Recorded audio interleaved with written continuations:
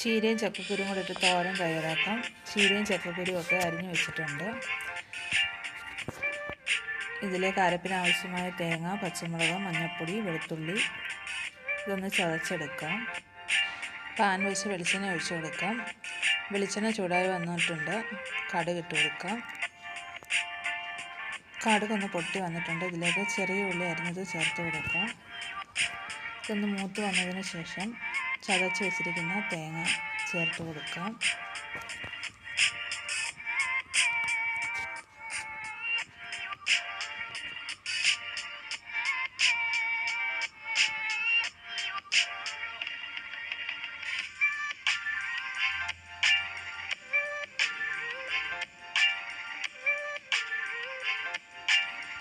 അരപ്പ് ചേർത്ത് കൊടുത്തതിന് ശേഷം ചക്കക്കുരു ചേർത്ത് കൊടുത്തു.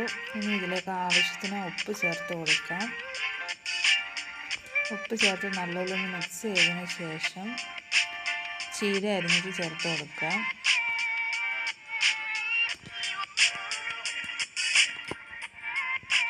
ഇനി ഇതിലേക്ക് അല്പം വെള്ളം കൂടെ ചേർത്ത് അടച്ചു വെക്കാം.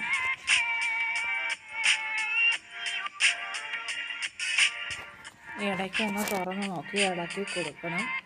ഇപ്പോൾ അതിൻ്റെ വെള്ളമൊക്കെ പറ്റി വെന്ത് വന്നിട്ടുണ്ട്. തോരനിവിടെ റെഡി ആയിട്ടുണ്ട്. വളരെ ടേസ്റ്റി ആയിട്ടുള്ളൊരു തോരനാണ്. വീഡിയോ ഇഷ്ടമായി ലൈക്ക് ചെയ്യാനും ഷെയർ ചെയ്യാനും സബ്സ്ക്രൈബ് ചെയ്യാനും മറക്കല്ലേ. മറ്റൊരു വീഡിയോയുമായി അടുത്ത ദിവസം കാണാൻ.